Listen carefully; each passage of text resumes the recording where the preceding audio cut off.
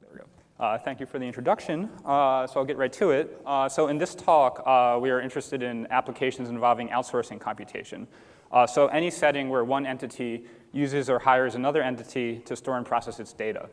Now, a wide variety of scenarios map into this template, but our main motivation will be commercial cloud computing services. And in many of these applications, the user requires, or at least would like, some guarantee that the cloud performed the requested computation correctly. So the user might be concerned about relatively benign events, perhaps the cloud dropped some of her data, or there was an uncorrected hardware fault, or the user might be more paranoid and concerned that the cloud is deliberately deceptive. So our goal is to develop protocols that are secure against malicious clouds, but sufficiently lightweight that they might be used in more benign settings. And it's worth pointing out that if you actually look at the customer agreements of any of the major cloud computing providers, they're not making any guarantee whatsoever that anything they're doing is correct in any way. So this is a real problem. And our approach to this problem goes through interactive proofs. So the setting you should have in mind throughout this talk is that the user ships a bunch of data up to the cloud stores that data, the user keeps around just a very small summary of that data.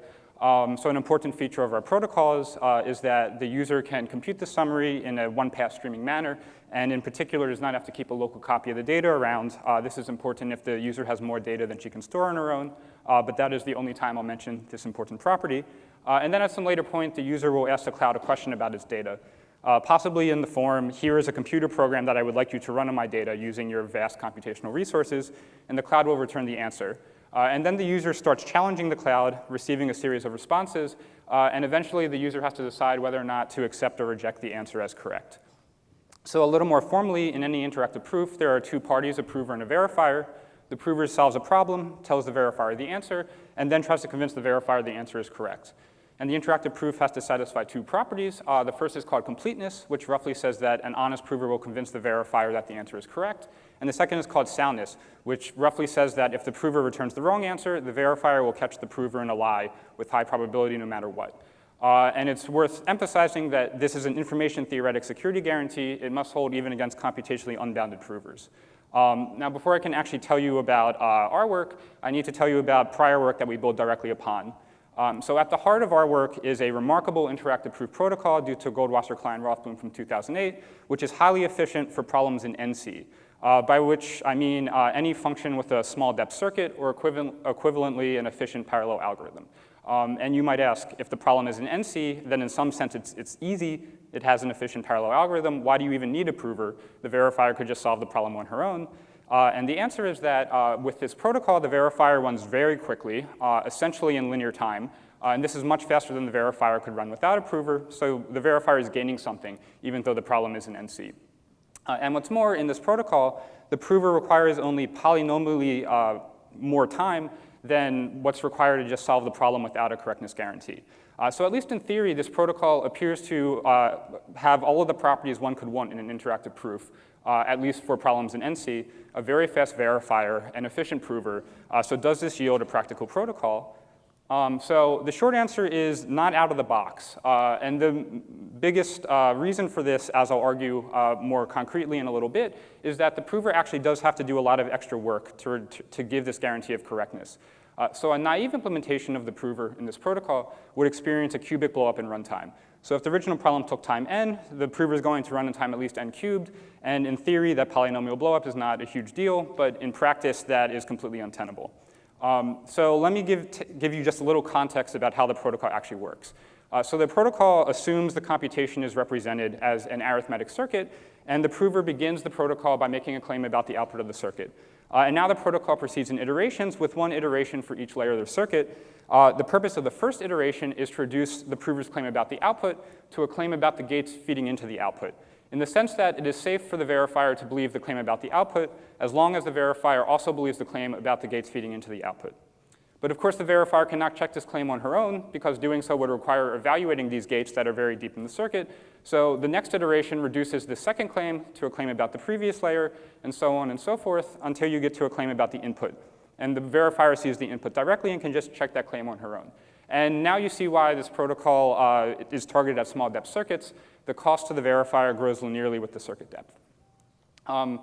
OK, so in a paper with Kormod and Mitzenmacher 2 years ago, we actually implemented this protocol with some refinements, and we demonstrated concretely that the costs of the verifier are very low.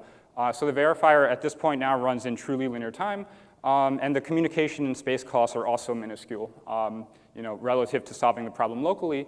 And the bottleneck in the implementation was the prover's runtime. So I mentioned earlier, a naive implementation of the prover would take time s cubed, where s is the size of this circuit that you're checking. And we brought this down to s log s. And this had the effect of immediately taking something that was wildly impractical and turning it into something that was just impractical. So the prover in our implementation runs in about 1,000 times slower or so than just evaluating the circuit with no guarantee of correctness. I do want to stress that a naive implementation of the prover would be trillions of times slower, the reason being that even if you have a relatively small circuit with, say, 1,000,000 gates, the difference between 1,000,000 cubed and 1,000,000 times log of 1,000,000 is already very close to a trillion. So this was a big step forward, but it's still a little bit shy of practical. And the goal in this talk is to try to close that final gap as much as we can. And in one sentence, what we do is we further slash the cost of the protocol for sufficiently structured computation. So let me tell you about two downsides of our previous implementation. These downsides fall into two cases. So the first case is regular circuits, by which I mean circuits that satisfy a certain technical regularity condition on their wiring pattern. And for these circuits, the only downside really was the prover's overhead. So the prover had this asymptotic logarithmic factor overhead in its runtime, and this is really responsible for almost all of the 3 order of magnitude slowdown we were seeing in the previous implementation. For irregular circuits, there's an additional downside, which is that the verifier in the previous implementation has to incur an expensive preprocessing phase. So essentially, the verifier has to pull out information about the wiring of the circuit in order to run the protocol. And if the circuit wiring is very irregular, the verifier might have to look at every gate in the circuit in order to pull that information out. Now, fortunately, this expensive phase can occur in preprocessing because it does not depend on the input, only the circuit. But this is still something expensive that we'd like to get rid of. So our goal in this paper is to address all of these downsides. And I'll start by telling you about our first result, which is for regular circuits. So for these circuits, we essentially just get rid of the downside. So we reduce the prover's runtime asymptotically from s log s to just order s, which is only a constant factor slower than the time to just evaluate the circuit gate by gate with no guarantee of correctness. And in a sentence, the key idea is that we use a new arithmetization of the circuit that allows the prover to reuse work across rounds of the protocol. So at a very high level in our previous implementation, the prover required time roughly s per round of the protocol, but there could be logarithmically many rounds in the protocol, so that's a total runtime of s log s. In our new implementation, the prover's runtime falls geometrically quickly with each round of the protocol. So when you add it all up, that's still just a constant factor slower than the very first round, which takes time s. Concretely, this resulted in roughly a 2 order of magnitude speedup relative to our prior implementation for these regular circuits. And at this point, our implementation for these circuits is now a factor of less than 10 times slower than a C++ program that just evaluates the circuit gate by gate. Now, I haven't told you what this technical regularity condition is, and I won't because it's technical, but I will say 2 concrete things about this condition. So the first is that it appears to capture a fairly large class of computations, including circuits for naive matrix multiplication, computing the number of distinct items in a data stream, frequency moments, pattern matching, which is useful for searching email data in the cloud, and FFTs. But secondly, and possibly more importantly, these exact same techniques are exploited in our second result, which is much more general, that I'll come to in a minute. But first, I want to show you some concrete experimental results for our regular circuit implementation. So the first circuit here is computing the number of distinct items in a data stream. The second is naive matrix multiplication. And I'll draw your attention to the first 3 columns discussing the prover runtime. So for the distinct circuit, our previous implementation took about an hour for the prover. Our new one takes about 17 seconds. Evaluating the circuit gate by gate unverifiably takes about 2 seconds. So we're a factor of a little less than 10 slower than that at this point. For matrix multiplication, we've reduced the runtime for the prover from 2.7 hours in our previous work to about 40 seconds, and compare that to 6 seconds for evaluating the circuit unverifiably. The other columns show that the other costs of the protocol are very reasonable. Perhaps the only unattractive thing here is the round complexity can be quite high, even in the low thousands for pretty large circuits. I'll come back to that at the very end if I have time and try to argue that this should be viewed forgivingly. So moving on to our second result for irregular circuits. So unfortunately, we do not have a magic bullet for dealing with irregular wiring patterns. We do need to make some assumption about the computation we're outsourcing in order to improve over the completely general case handled in our prior work. So our approach is to ask ourselves, is there some structure in real-world computation that we can exploit for efficiency gains? And the answer we came up with is yes, real-world computation is typically, at least commonly, if not mostly data parallel if it's being outsourced. And by this, I mean any setting where some subcomputation is applied independently to many pieces of data. And we really don't want to make any assumptions about the subcomputation itself. All we're going to assume is that it's applied to many pieces of data. So schematically, this is what a data parallel computation looks like. For concreteness, think of each piece of data as a person in a database. And the subcomputation is determining whether or not that person satisfies some property. So you may want to know how many people in your database satisfies your property. And what your data parallel computation will do is it will apply this circuit to each person independently to determine if they satisfy that property and just sum the results, or more generally do any relatively simple aggregation phase. Now, if you applied existing techniques to such a computation, you would find that the pre-processing phase for the verifier is proportional to the size of the entire computation, and the overhead for the prover would also grow with the size of the entire computation. And our observation is that even though this subcomputation can be highly irregular internally, the entire circuit is maximally regular between subcomputations. They do not interact at all. So you can directly apply the techniques we develop for regular circuits at a slightly higher level of abstraction, and you achieve the following. So the verifier's pre-processing phase for this data parallel computation is proportional only to the size of the subcomputation C, and is completely independent of the number of pieces of data to which the subcomputation is applied. And secondly, the prover's overhead grows logarithmically with the size of the subcomputation and is also completely independent of the pieces of data that you apply it to. And I want to talk about our final result, which is a special purpose protocol for matrix multiplication. So for this problem, we are able to completely avoid the circuit representation of the computation and achieve the following property that is not shared by our circuit checking protocols. So in our matrix multiplication protocol, the prover simply determines the right answer, the product matrix, and does order n squared extra work to prove the answer is correct. In particular, it does not matter how the prover gets the right answer. The prover could get it by evaluating a circuit, or the prover could run an arbitrarily sophisticated matrix multiplication algorithm. All the prover does is determine the right answer and then do a small amount of extra work to prove that the answer is correct. And we can see that in practice, the amount of time the prover is doing to show that the answer is correct is very small, and in particular is dwarfed. It's a fraction of a percent of the time taken to find the right answer by naive matrix multiplication, and it would probably also be just a percent of a more sophisticated matrix multiplication algorithm. Now, it's important to compare this protocol to prior work because it's been well known for a long time now that there are very efficient protocols for checking matrix multiplication. So in particular, Frivold's back in the late 70s showed that you can check matrix multiplication in the following way. So the prover just sends the correct answer C, and the verifier picks a random vector x and checks whether a times bx equals cx. This just requires doing matrix vector multiplication. That can be done in linear time. So the prover here is doing no extra work to prove correctness, and the verifier is taking just linear time to check correctness. So it's impossible to beat this overhead for the prover. There is none. The big win in our protocol is for computations that invoke matrix multiplication as a means to an end and not as an end in itself. So for example, when computing the diameter of a graph, the most efficient known algorithms repeatedly invoke matrix multiplication, but the right answer is just a number, the diameter of the graph. So in our protocol, the prover could just send that number and spend log squared n extra communication proving it's correct with, again, a low order factor overhead of extra work to come up with this proof. Frivold's would require the prover to send all of these intermediate repeated squarings of the adjacency matrix. These adjacency matrices will have terabytes of data, even for graphs with just 1 million nodes. They're guaranteed to be dense because they're squarings. So this is the difference between terabytes of data and kilobytes of data. So that is the win of the interactive techniques. They somehow implicitly check a computation without the intermediate values ever needing to be materialized for the verifier. So in summary, our prior work gave a general purpose interactive proof implementation that was nearly practical for any computation with an efficient parallel algorithm. In our new work, we slash costs further for more structured computations and try to argue very strongly that this structure really exists in real-world computations. I want to close with my final 3 minutes by talking about the context for our work, because there has recently been a flurry of activity on implementing protocols for verifiable computation. And in fact, the talk immediately after me is describing some exciting new work in this line.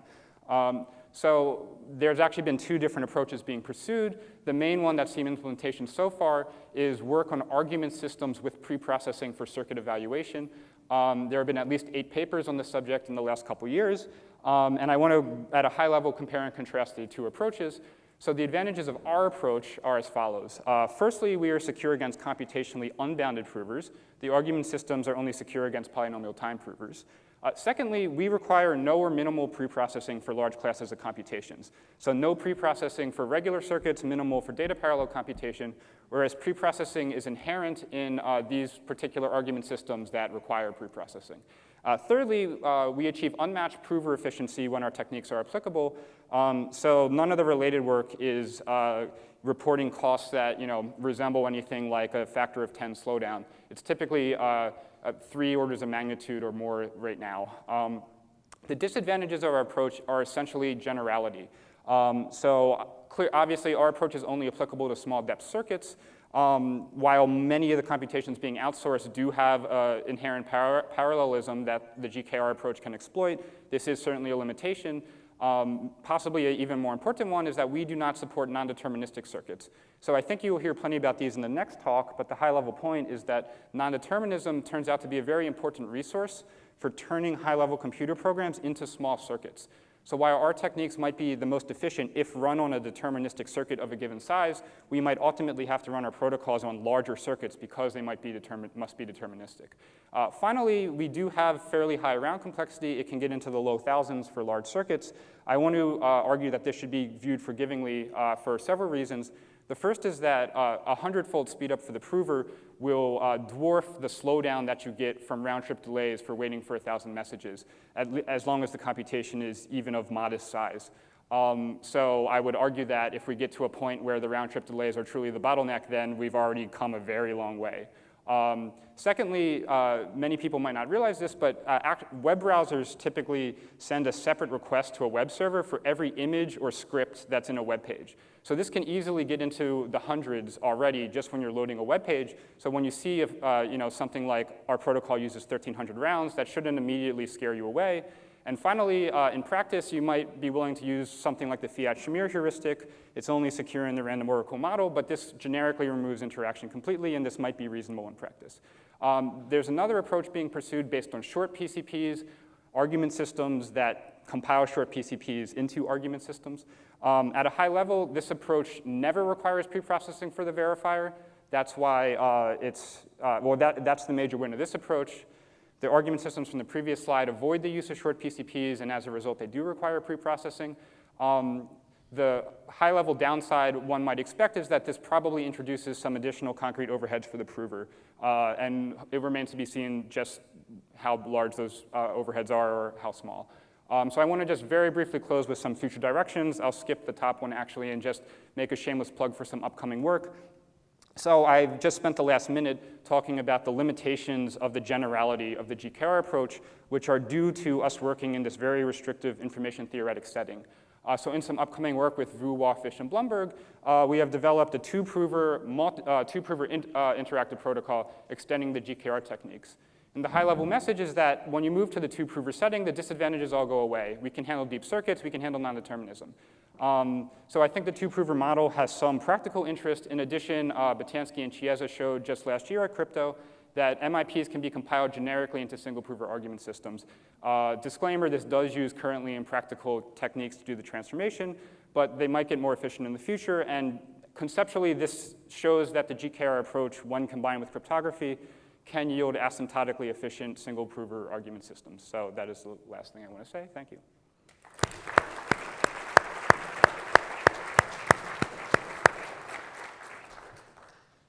We have time for one very, very quick question.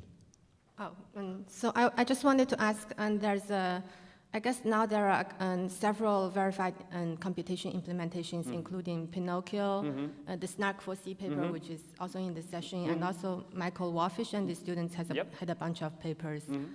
And I was just wondering what the practical performance comparison is. Like, for instance, let's say for small depth circuits that you guys support, how does the performance compare with these other approaches? So there's some work that I didn't mention by Wallfish's group from Oakland Security this year, where they actually extended our prior GKR implementation and compared with at least the argument system they have been pursuing. What they found was the point of view I tried to convey on this slide, which is that while we are less general, our approach is the fastest when it applies. Mostly because we can avoid or have minimal preprocessing for the verifier. What about like proof can we take this offline, Sure. please? Thank you. Happy to talk offline.